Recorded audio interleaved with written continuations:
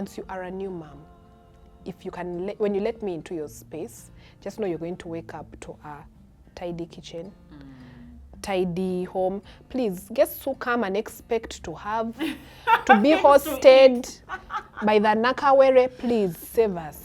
Yeah.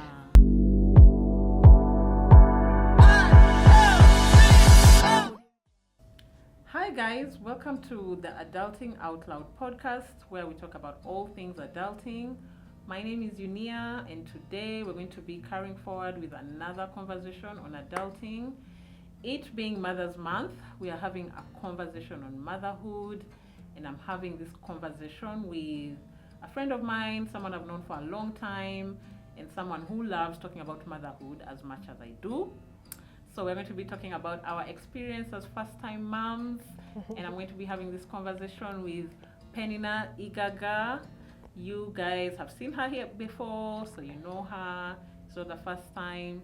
She's back, but to talk about something different this time. Penny, you are very, very welcome.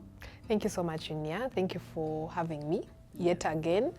And the topic, we could go over and over and over it and still enjoy it. The topic is a discussion of our phone calls a lot of the time. Exactly. And I've known Penny like before we were moms, so it is always like nice to see us in this light and just talk about like our journey parenting. So we're going to be sharing, Penny, about our experience as first-time moms. Definitely. But a disclaimer to those who are watching, it's not like we are veteran moms. Not No. at all.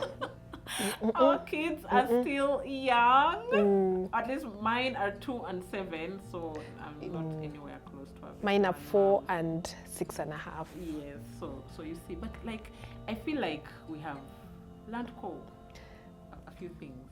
Every season comes with its experience. Yes. I feel like as moms, even if you're a one-day-old mom, you have experience for that day. Right? And you can talk about it.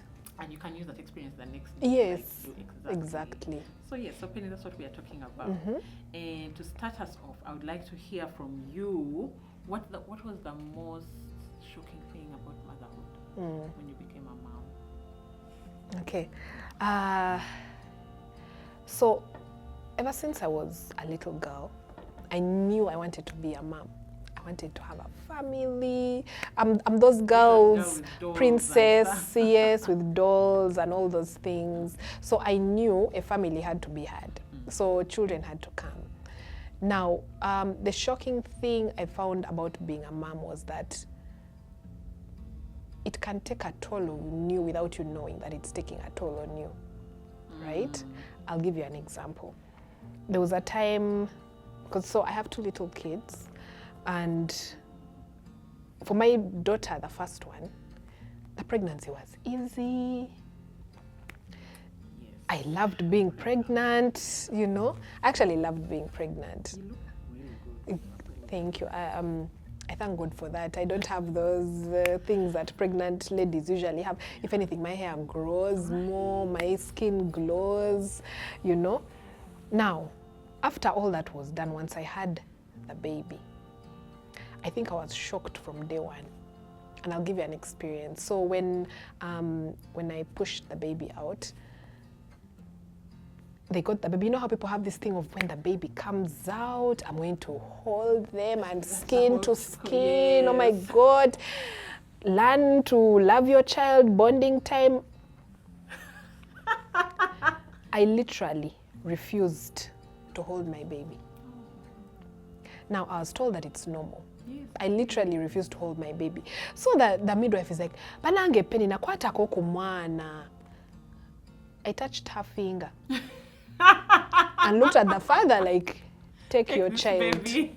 Because so luckily enough, my labor experience was not that bad. It was for 2 hours. Thank God. I got into hospital at around 9:30, and by 11:20, I had my daughter.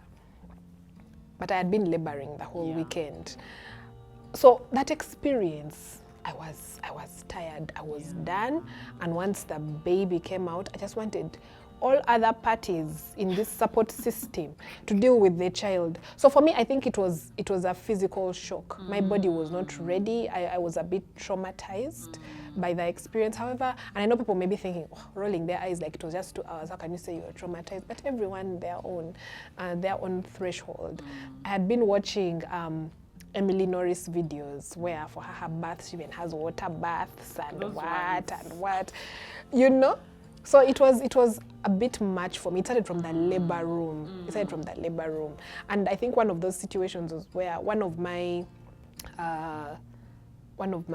caretakers, two of my caretakers were there having a conversation. They're talking about the hospital.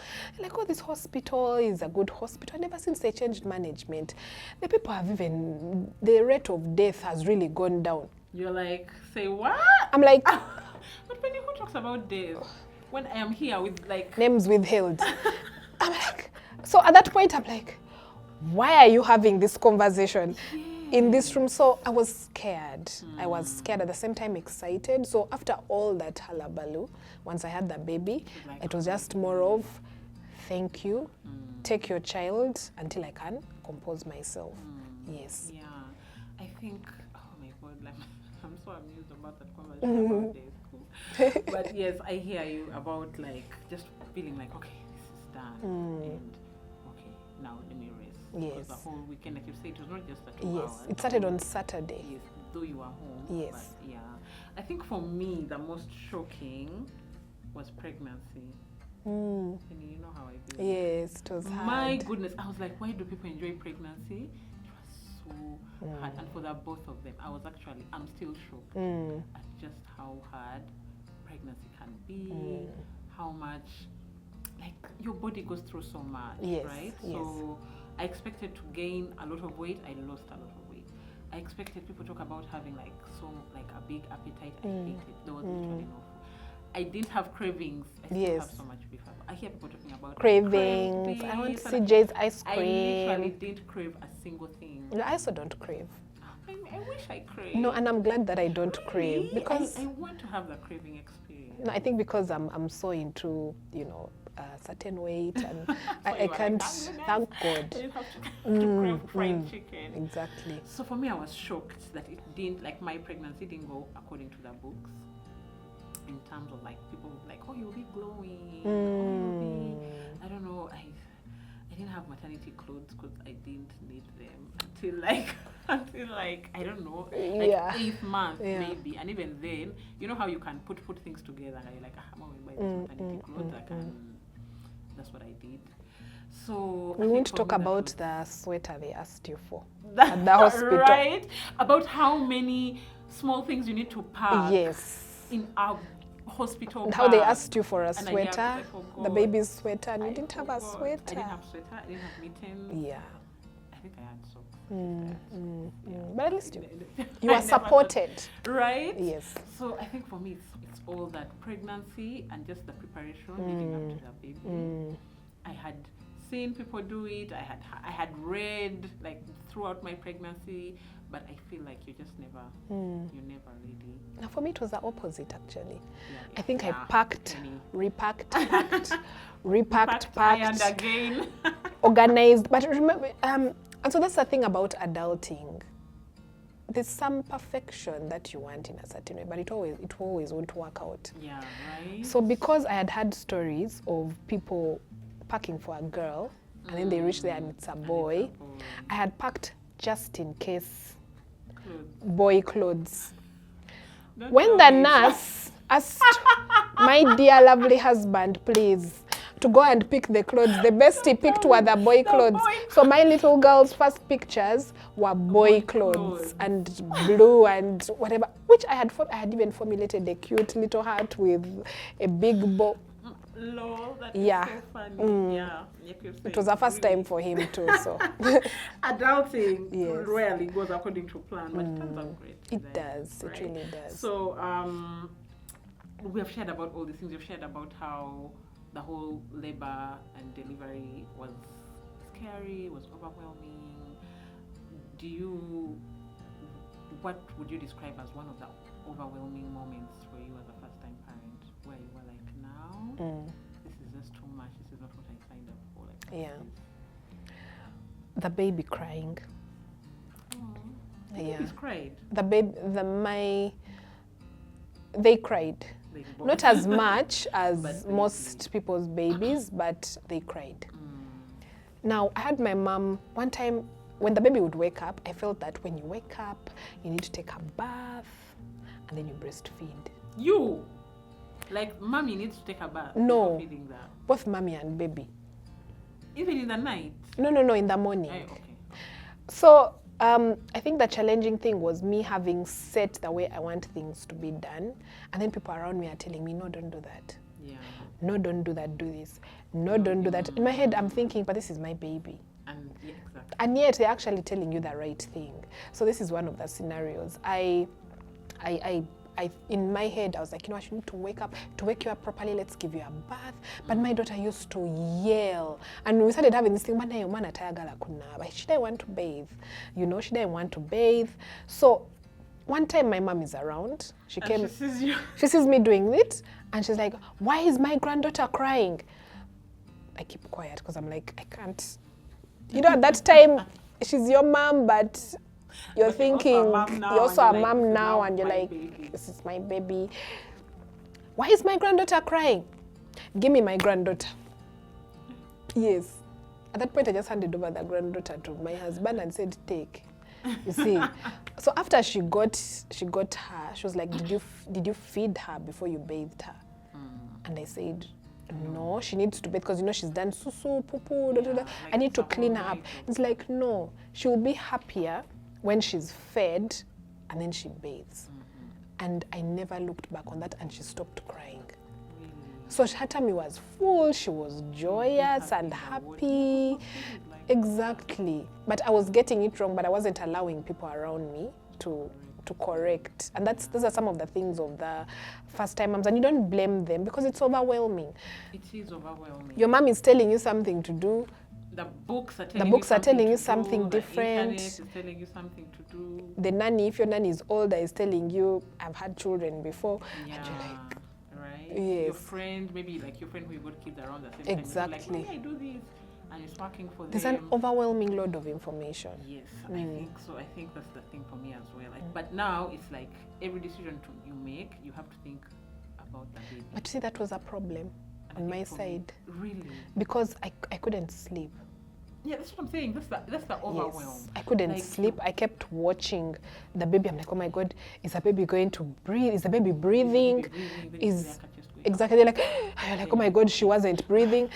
You see, it took my auntie, one of my caretakers, had to take her away, and I slept for 4 hours without even remembering because I was tired. Yeah. But I wasn't allowing people to help me because I felt like I was the only one who could handle my baby.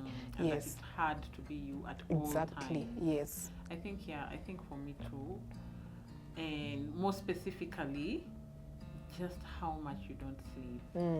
But I feel like I've not slept for, how old is my oldest? I feel like I've not slept for 7 years. We haven't slept for all those years. That is very true. I slept for 7 years because I was just like, the minute she arrived. Moms have a special place in heaven. For real. Yeah, moms have a special place in heaven. Wait, the lack of sleep, I would wake her up. She has woken up like 2 hours. You know, yes, to feed. Yeah, the first 3 months. And for me, mine never used to cry, but she used to wake up without fail. To feed. And the whole night, I'm sitting up, I did not ever think it would be that overwhelming. Like, I had heard people say, you're not going to sleep in the night. But when it was actually happening, it was so overwhelming. And, you know, it also helps to have a supportive partner who can be able to help you. But sometimes, unfortunately, that partner also becomes a liability.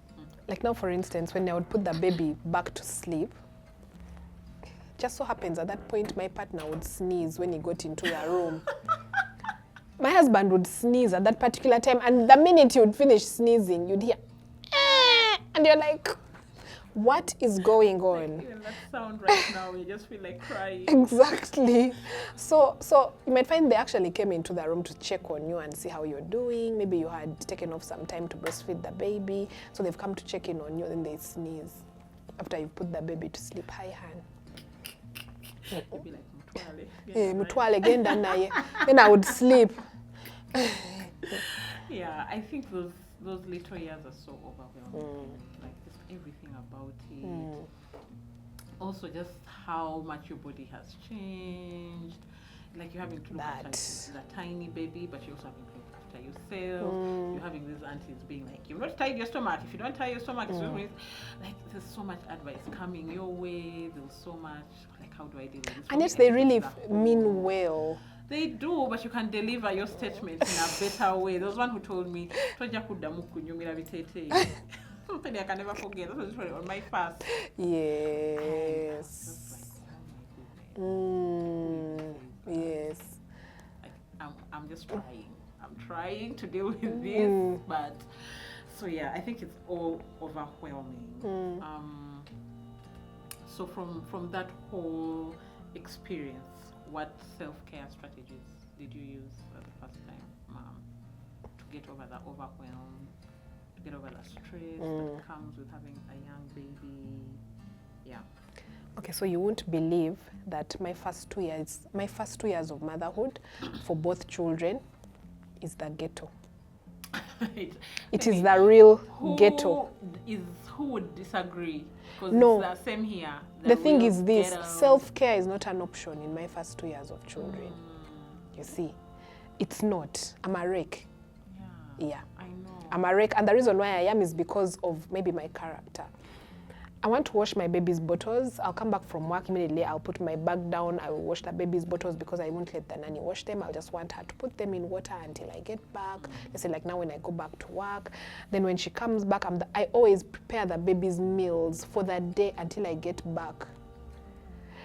I prepare the baby's food, from pureeing the apples, making them apple tart, maybe prunes, whatever. I'll like tell her this, remove this, and 24/7 I'm on the phone every hour. So now you need to do this, do this. So the truth of the matter is I'll not tell you I had any self-care. I do not have self-care in the first 2 years. In my first 2 years, I become myself after my children become 2. 2 years. I think that's when I also start feeling like myself. But I think there were some like small things that I would improve. Like for me, like even before babies, baths are like self-care for me. I love bath time for myself, and I like have long baths, like really long ones. So even then, I would make sure like the baby is sleeping. Like I didn't want those rushed baths where you're like, have I had a cry? Is that a cry? But no, I make sure the baby is sleeping, but I also tell the people like around to be like, the baby is sleeping, but if she wakes up, please, like I'm going to bathe, please. And that was the difference between you and I. Yeah, so like at least I would say, okay, at least let bath time like be my time, so that I can feel cool like myself, just have that downtime, and I'll take really long baths, which I think for me were helpful and very relaxing. Yeah. No, I didn't allow myself those long baths because I felt like I have to go bathe quickly, come back. Since baby is sleeping, I need to arrange her clothes. I never let the nannies iron their clothes. That's why I'm telling you the 2 years, because I feel they need to be ironed to a particular way. And I think all that is just mom fear. Like mom fear of no one can take care of your child better than you. Or they'll miss something. They'll miss something and then she'll harm the kid. And it's not, as the Gen Zs like saying it this way, it's not that deep. It's not that deep. You will leave a baby and flourish. Apart from bathing, I really like prefer bathing my kids like until like actually the other time, like I don't know if you remember this other time you were like, you still bathe this baby, like yes. And then you bathe her. When I was telling you when I've come back, I'm tired, Joka, I need to bathe. You're like, why are you bathing? I don't know if you remember that. And actually that's when I was like, much for real. 5-year-old. Like, 'cause that time she was big. Yes. She was like really big. But I just for some reason bath time I feel like it's bonding time. Yeah. And so I usually wanted to do that. But these are the clothes. No. Even from newborn stage. Be like, No, I literally do everything.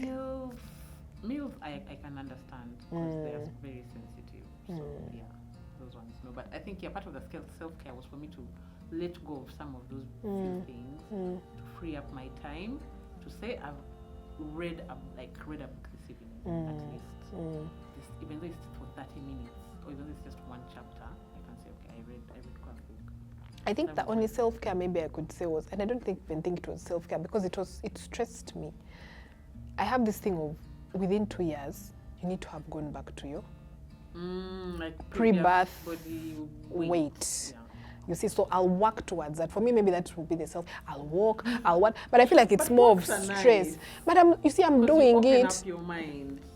indirectly. But you're doing it because you're stressed. You're like, Because I'm stressed. I'm like, oh my God. really, Penny? Like, why all that pressure? No. But the pressure comes from, you see, like some of the aunties who Yes, come. Yes, there's someone who came after my son. I became a bit swollen. For my daughter, it wasn't that much, but for my son, it was horrible for like a whole month.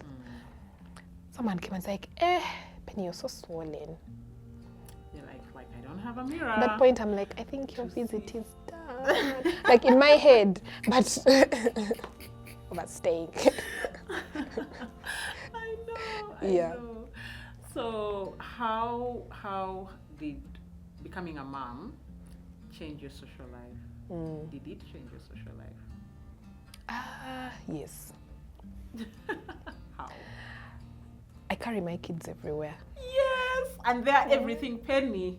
My life literally Peninah revolves has around literally them. everything. From potty. Thank you. It's the potty for me. From potty. And even right now, when I move with them, I have a toilet seat cover to put on top of the toilet so that, they don't direct on the toilet wherever we'll be. Like when you have like a whole truckload of stuff. Yes, and thank God I have someone so different in that way. Yes, who marks that who carries them. I carry the children and he carries Because them. me, I literally have like one bag. And that's what makes it beautiful, our friendship, when it comes to this. Like, we're just looking at each other like, how do you have one bag? Exactly. How do you have 10 bags? Penny is Miss Snacks. Like, for me, I'm like, if you've not eaten in this house, yeah, the next eating is where we are going. No, it's yes, in between things. Yes. So my friend is like, no, I have milk. I have like a juice pack. And I always carry extra, just in case we find a child. I have, like water. They're thirsty. Oh no, I have water. Like, I'm just like, wow. So for all social gatherings, you have to like. Of course, there are some that you can't carry them, but like now, for instance, if you have a family thing, it doesn't make sense for you to invite me and you're not inviting my kids because you've eaten into their time, right? So you'll find that now I'm gravitating more towards friends who have children. Yeah. I think it's inevitable. You're going to start going for social gatherings that have more of people who have children because they're also thinking the same, right? So thankfully, a lot of my friends have the ones we've really grown up together with have children. So they're very sensitive to the fact that if we're going to have a function, we need to have it child friendly, right? Yeah. And I have one who, for her, she's over and above. I think there's a time she walked into the party and she's like, tells her husband, it's like, please go find out if this house is baby proofed. Oh wow! Now even me myself, I was like, because her son had started crawling, and I was like, okay. I don't think I've reached that point. But every mom to their own style of parenting, and it's beautiful. It is, and I think you mentioned about how you gravitate towards like friends who are also in that same season. But I think why it naturally happens like that, okay, at least for me, is because my friends who don't have kids, I think they stopped inviting me for things. Oh. Because it would You'd always be like carry. a no, or like most times it would be like a no, or be like, what time the baby is going to be napping at that time? And when she misses her like as if you're going to watch the baby napping. No, but like when she misses that time, she's cranky, she's what? Like, I don't know, I don't want to change the routine, okay. Or the next time when you go, then you're always the one who has to leave early. Yeah. Because you're like, oh, okay, now I have, like, you're basically the party pooper. Yes. Just like, this one, we're going to go. Start hearing, we had this accidentally in conversations, and you're like, wait, I didn't get that memo. Did you know? So I think my social life changed in that way, but also because naturally, like even before kids, I'm naturally like a homebody. I love being at home. With kids, it became real worse. Like I would just be like, now I have to get ready, but then also prepare the kids. If I'm not preparing the kids, make sure they're staying home, things are fine, and like this is what they're going to eat. This is like have that. I think about it, and I'm like, okay, so those are things I thrive in, Yes. Yes. I want to dress up the kids, pack those bags. Right? Because I want to. This will be her changing. Her changing. Remember, like how when we came to your house sometime, and I'm like, oh, so now it's their bath time, so I need to bathe them. We're not breaking routine, whether we're at Auntie Unia's or home. I don't know which auntie. We will take a bath at 6. Wow. Yeah, so you calculate, and I think with time, as an adult and as a mom, you start working around what you have. So as opposed to rushing to go home, you can sneak in a few more hours by carrying the essentials. The basin, the essentials here is basin, basin, sponge, soap. I know, right? Because you see, all those things will be like, my baby uses this soap, which might not be what Penny So you carry. uses. Exactly. So by the time I'm thinking about all those things, I'm like, sigale waka. It is okay. You guys have fun. Till next time, yes. AKA when this baby is like 7. Yes. Then that's when I will be joining you guys. So I think my social life changed in that way. But I also agree that yes, I think I'm more drawn to mom, to like even like I could meet you and I don't know you. But the minute you mention like you're a mom, you start bonding. Immediately, like yeah. like, oh, how old are your kids? After if they are the same I think age, that's very natural. It will be like, oh, mine does this, oh, mine does this, oh, like, oh, I'm struggling with this, like, and you are like a real total stranger. Like just this week, we went for a work event. Yes. And you know, like work events, you network and I met a lady who like I had literally never met her, but we bonded over her sharing what her son did that week. Yes. And I'm like, oh, that's so sweet. How old? And we just talked the whole evening. Like people would have thought that we knew each other, but we actually didn't. For me, yeah, I'm more drawn to like other parents. I think it's just natural. It's just really natural. But we will not leave out the friends who have not yet had children, because they're also great support systems. Like I have a very, very, very good friend she was even there when I was giving birth to my children. She walked my pregnancy journeys. I wasn't a cravings person, but there was one thing that I really loved. I loved the Tuskys hot dogs. So we'd walk from Bukoto to Ntinda for exercise, and she would walk with me. Nice. And so that was really beautiful. Yeah, that's nice.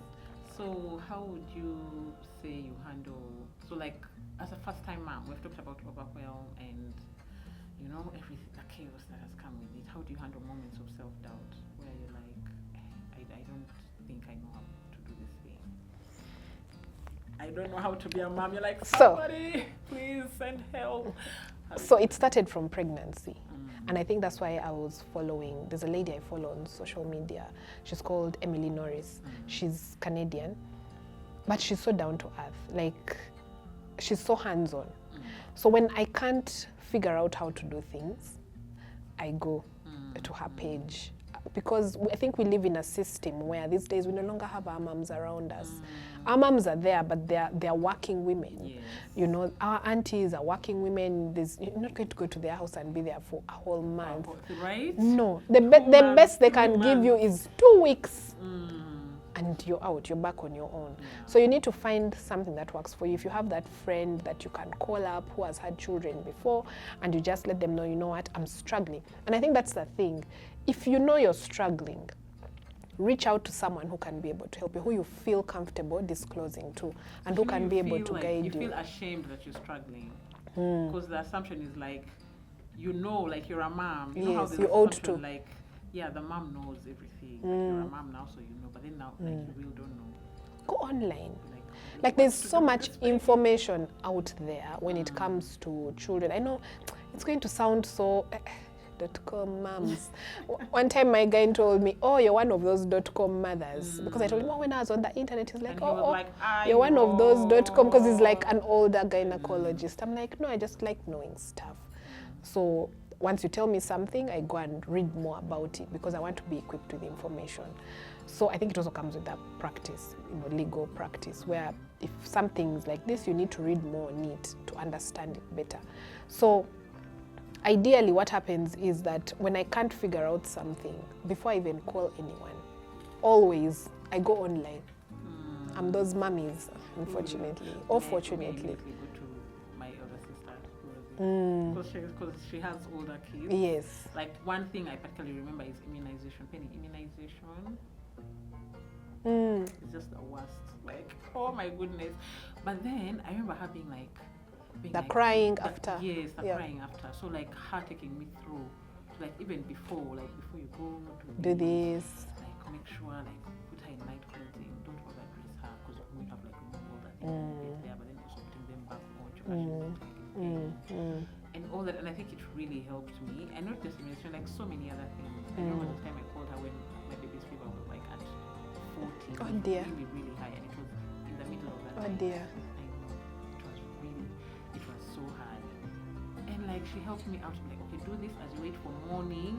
The minute it reaches like 5, like this. Start your way. And yeah, and it was Oh, bless her. So for me, I think moments of self-doubt, like you said, like reach out to friends, family, whoever you can reach out to, but also I think in my case, it's more of, for that self-doubt thing, I don't want you to know that I don't know. right? That's what I'm telling you, because Yes. it's like shame and like, like So you feel I don't like, want you to know that I don't know. So I go online, and now that's the funny thing. These days, because I've been through the mom bit, when people, I'm like, oh no, that's Milia, it's not heat rash. Everyone here talks about heat rash. Heat rash, remove the clothes. No, it's a natural reaction to the children Madam having been pediatrician. having been in a certain environment, and now they've come out. Obviously, you will react. So like, if I had, so yeah. That is so funny. So you read and read and read. I read and read and read. Yeah. Yes. Yeah. Oh wow. Yeah. Okay. So what's that one thing about motherhood that nobody told you about beforehand, but you discovered later? One thing I discovered was you, and I know it may sound so funny, but no one will know your child like you. No one will know your child. Like, unfortunately, even the father. Because there are times, even just a small break in routine, you're like, that child is going to get sick. Yeah. And you will see it 2 days in advance, maybe in the way they are feeding, maybe in the way they are crying all the time, they're becoming clingy, because it's out of the norm. And remember, we're always watching, we're always looking. How come? And the funny thing is, we pay attention to the smallest of details. Why hasn't he walked to the bathroom like this? Yes. Why has he said, I want to rest instead? This child is going to get sick. Another person will be like, maybe he's just tired from school. No, and you're like, no. And indeed, 2 days later, you're in the hospital. Yeah. You know? That mother Yes, instinct there's that actually mother instinct. It's real. real. No one should ever tell you that you don't know your child. Of course, there's some mistakes that will be made because you're refusing to listen. And but being human. But yes, and you're human. But at the end of the day, you always know your child better. That mother instinct is so real. And for me, I've seen it with like, there are times when my kid will have like flu or cough or whatever, and like everyone around me will be like, hey, but something in me, I'm just like, Anenda. It's just a cold. It's just a cold. And then like, I'm like, no. Let's just do the natural remedies. Let's not get medicine, just the natural like remedies. And I won't have a reason of why I'm feeling like, no, it's okay. And yet, on like maybe a few weeks after that, it will still be the same symptoms, but I'll be like, no, this time they are sick. Yes. Yes. Like, I don't know, but there's just, and indeed, those times when I'm like, no, just natural remedies, they are so cower. Yes, Like, definitely. It will pass, and they're fine. And in fact, sometimes they're even playing through it. It's really that mother instinct. But it also helps to nurture that mother instinct by also gathering as much information as possible. Yes. You don't want to have a mother instinct and you end up in a situation.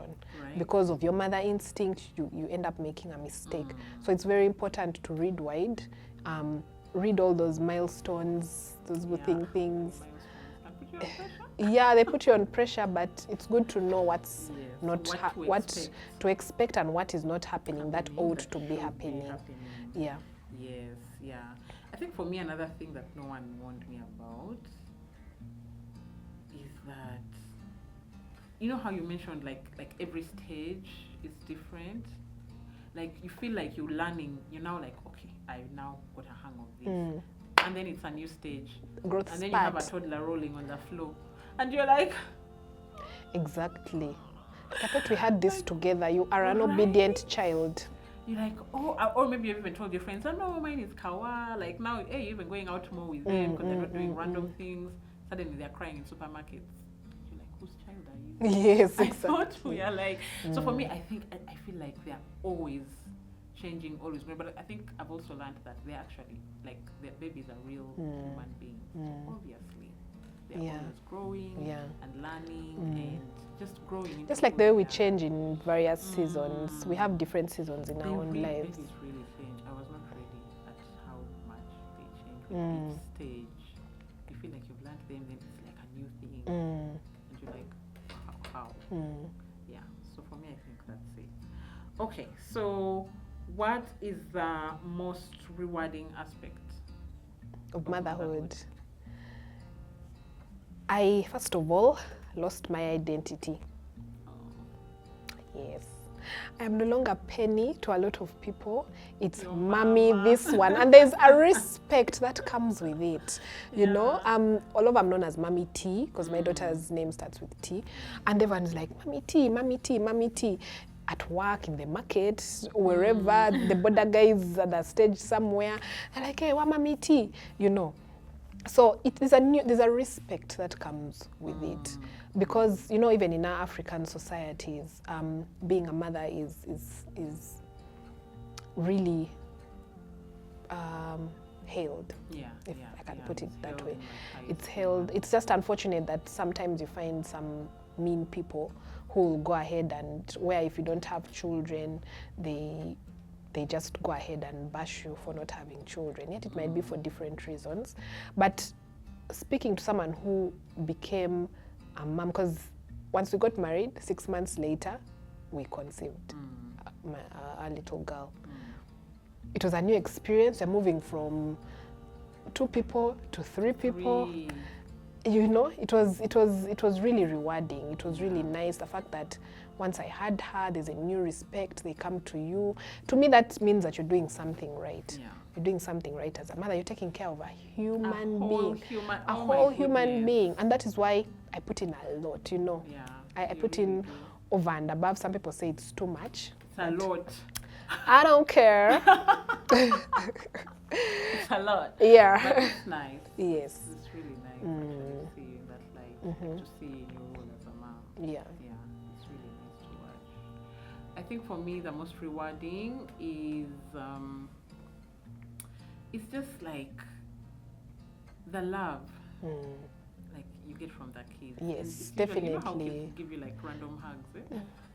Like one moment they are there, they are not happy with you because you've told them no. Then They come to you and they're like, I love you, yes, mommy. they come to you and they tell you, I love you, mommy. Oh my goodness. After Tell a long me. day. There and then I can literally give you a chocolate. At 8 Yes, p.m. when yes, I'm supposed to yes, because of yes. the sugar high. But it's just so rewarding. And like kids, they see us. Like my daughter will randomly tell me, oh, mommy, thank you for packing for me. I don't know, maybe something that she was looking forward, and she's so happy. Yes. And like that pure joy for me is so rewarding. I'm like, okay, at the end of the day, this is what it's all about.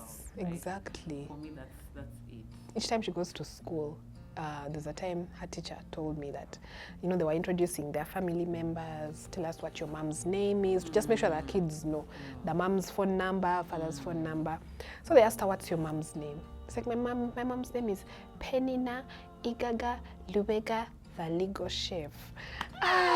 They're like, oh, what's the legal chef? Yes, my mama is a lawyer and a chef. Like the fact that she says proudly. it so proudly, it's beautiful. It is, yeah. Like it can make your heart literally melt. Yes. It's like, oh.